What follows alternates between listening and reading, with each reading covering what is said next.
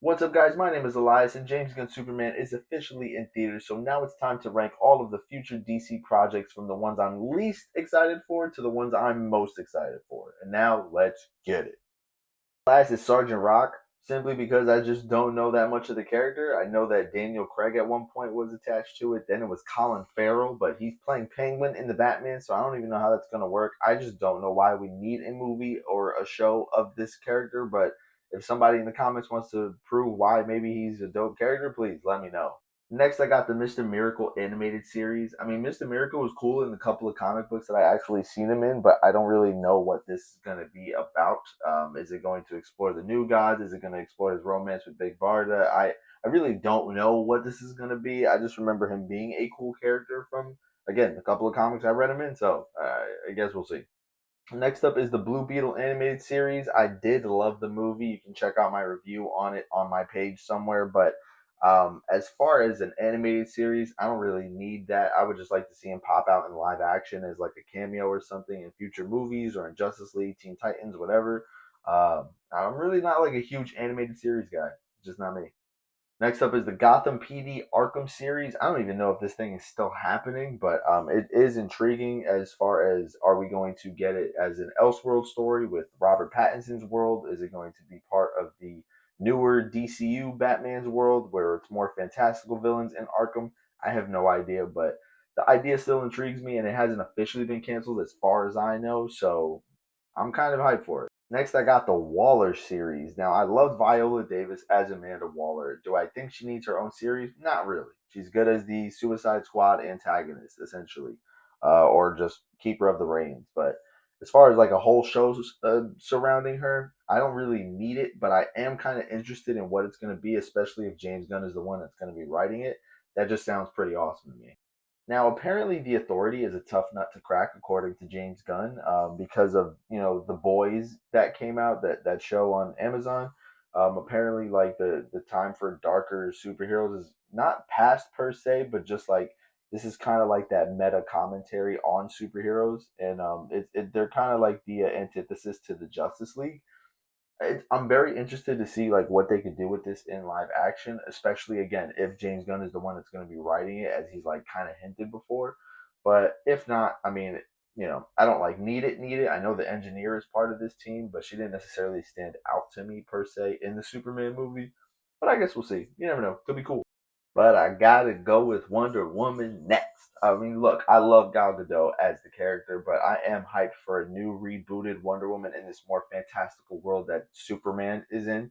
I'm really hyped to see who they get. My vote is for Adria Arjona, or I think that's how you say her name. I'm not even entirely sure, but I really think that even though she is kind of short, she could play a very stoic kind of Amazon warrior with this attitude that she's just kind of like a presence on screen. So I don't know. I think they could go a number of ways with it, and I can't wait to see them redeem, characters like Cheetah at least, and even Maxwell Lord. I mean, if he plays some kind of, role in this show at all, then that'd be cool. But more than likely, it's going to explore her time with the Amazons than being like a Wonder Woman for the mainstay. But again, I'm not even entirely sure they could go a number of ways with it, and they've already said that she's one of the tentpole characters that DC has. So I'm hyped to see the show or movie rather. Paradise Lost, though, I'm just a little bit more excited for because I am curious to see the kind of thousands of years leading up to the present day of this world of Amazons, how they, you know, uh, kind of function on this island and the things that they went through as far as like wars and stuff like that, and it might, incorporate the old gods and whatnot. So I don't know. It just seems like a really cool concept, and I think that if they get the proper writers, proper directors, cinematographers, the whole nine, this could be like a Game of Thrones type show, but like elevated to 1,000. So Dynamic Duo apparently has to do with it's an animated film that has to do with the friendship between Dick Grayson and Jason Todd, which is Nightwing and Red Hood respectively. And I'm kind of interested in that. And again, I'm not an animated fan per se, but at the same time, this does seem like it's going to be cool, especially if they do some cool animation, kind of like akin to like the Spider Verse type animation. But I mean, I guess we'll see. I always loved Red Hood, and Nightwing is one of my favorite superheroes, so could be a really really cool project. Of course, I got Teen Titans up next, though. I mean, look, it's Teen Titans. The only reason that I'm not even more hyped for it is because they don't have any kind of writers, any kind of directors. Nobody is attached to this project. It's just a thing that was announced. So depends on who they get to write it, depends on who they get to direct it, and it depends on who they cast. I mean, there's a number of young actors out there now that are kind of doing their thing and big up and comers. So I'm really hyped to see if this is going to be either a series or a movie, but I will take either. Next up, though, is Booster Gold. Apparently, Kumail Nanjiani, who played Kingo, I think, on in the Eternals movie for the MCU, is was attached to play Booster Gold at some point. I don't know if he's still gonna be Booster Gold, but it does seem cool to be able to kind of incorporate that time travel aspect. And Booster Gold's just a butthole, so like having him interact with some of the superheroes in the present should just make for like a really fun series or movie, whichever way they go with it. Surprising enough, though, I got Creature Commando season 2 next. Season 1 was just really that dope. I was not expecting anything from it. I know James Gunn wrote it, obviously, but like at the same time, this is just like a weird kind of left field project that, again, I don't really need.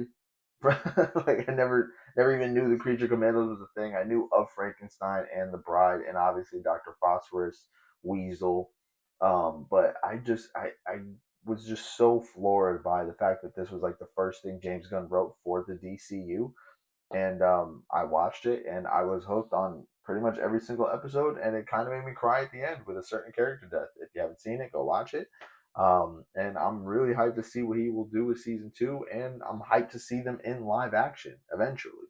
But this one is super intriguing. So apparently there's a Bane and Deathstroke movie still in the works. It hasn't been denied or debunked or anything like that. So this is definitely something that they're still working on. Why Bane and Deathstroke, why they're teaming up, why this is a movie about those two characters, I have no idea. But those are two of my favorite comic book characters of all time. So to see them in a movie, even if it's something centric where like Batman is the antagonist and we're following Bane and Deathstroke, or I don't even know what kind of story they could really do with it, but it just sounds so cool, and I really hope that this thing does come to fruition. This is a thing where even if it was an animated film, I would be hyped to watch it. So Tom Rise is popping out in a Clayface movie. Now, this is apparently a movie that is going to be the mainline DCU, so it's not an Elseworld story. This is Clayface for the new DCU's Batman. Like that's going to be his villain. Why they're making this, I have no idea. There was some crazy talent attached to it at some point, and now I don't. I think Mike Flanagan is directing it or something. And now look, I'm all for side characters getting their due, but to have their own movie is just kind of weird for me. I know this is going to be kind of a lower budget film, so this could be a sleeper hit, but I just don't know why we need it. But it's for some reason it's burned into my brain, and I'm so intrigued to see what they come up with. This is really going to set the stage for how fantastical the Batman in this universe is going to be. But the fact that we're getting this before a Batman movie has me even more intrigued because I'm like, what is James Gunn see in this that I don't? And we're nearing the top five with Swamp Thing. Now, the main reason that I'm even hyped for Swamp Thing is one, I loved the show that came out on HBO Max way back when, and two, James Mangold is the guy that's going to be directing it still. So I'm so hyped. I love James Mangold stuff. He did Logan, Ford versus Ferrari, that Johnny Cash movie, Walk the Line. He's done so many dope movies, and I'm just hyped to see what a guy like James Mangold can come up with for a character like Swamp Thing. So by now, y'all know how I feel about Peacemaker. I just didn't like some of the childish humor in it. It was just kind of a left field project that I really didn't need, but it was a cool show nonetheless. Thing is, now I'm even more hyped to see a season 2 of Peacemaker because it is going to connect the DC universe. It's going to show how we're getting the Peacemaker from season 1 into season 2, and it's going to open up the multiverse a little bit. So I'm just really hyped to see how they do it. And they're already incorporating the new Hawk Girl and Guy Gardner Green Lantern and Maxwell Lord from the universe. So I'm just really curious to see how they segue into into this new world. Again, I wasn't a huge fan of the first season, but this second season looks like it's going to, I don't know, just blow me away. But if y'all thought the Batman Part 2 was not going to make it into my top five, you were sadly mistaken. This movie is going to be sick. Matt Reeves took months and months and months, I should say years at this point, because the Batman came out in 2022. And as much as I'm not the hugest, most giant fan of that movie. I do love watching it. It is a very interesting Batman movie. It's not necessarily my Batman, but I do love that brawler aspect of the character. Nevertheless, I'm really hyped to see what Matt Reeves cooked up. Robert Pattinson's excited. James Gunn is excited. Warner Brothers is excited. So I'm excited. Supergirl though was coming in at number 4. She was a standout even in her 30 seconds that she was in the Superman movie. I think it's gonna be really dope to see this kind of messed up, gritty, just raw version of Supergirl that we haven't gotten before. And I'm just gonna keep it moving. I love Millie Alcock. She was dope in Game of Thrones as well, and I really think this is gonna be a really dope movie. Craig Gillespie's directing it too. Jason Momoa is coming out as Lobo in the movie, which is just a casting that should have happened years ago, but whatever.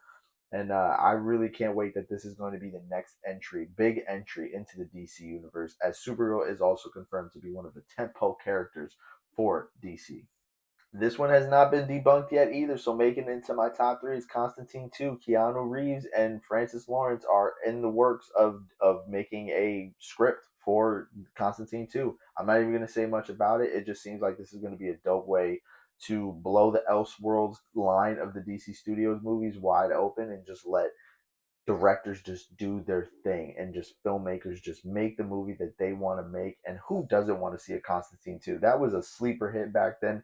It's a cult classic now. Ask anybody if they've seen it. Obviously, they're going to say yes. And if you haven't, what are you doing? Coming in at number 2, though, is Lanterns. Aaron Pierre was my pick for Jon Stewart from way back when. I thought he was really dope in Krypton, and I was like, that dude would make a dope Jon Stewart.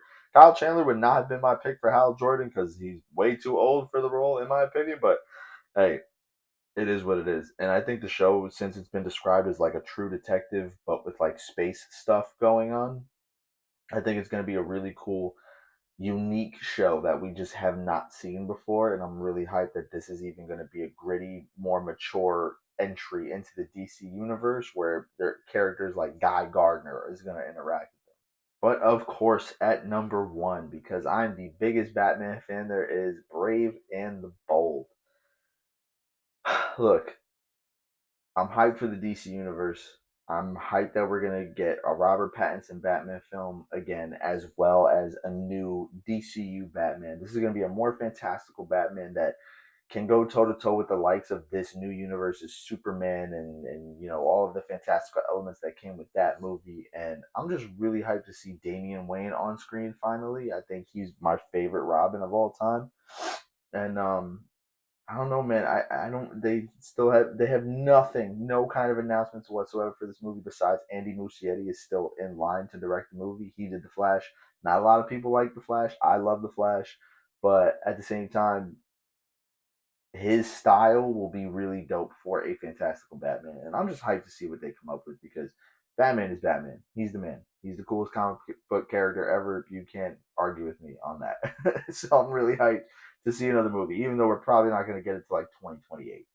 But there you have it, guys. My official ranking of all 20 or so future DC projects. That was a really fun list, and I'm really excited to see what the DC universe holds in the future. I'm really excited to see where James Gunn and Peter Safran lead this entire story. I'm really excited for the Elseworld stuff. A couple of the animated things I'm excited for. So yeah, leave me a comment letting me know what you think is going to be the best DCU project going forward, as well as what is your most anticipated and what is your least anticipated. And remember to like and share this video so others can join in on the conversation too. But until next time, take care and God bless.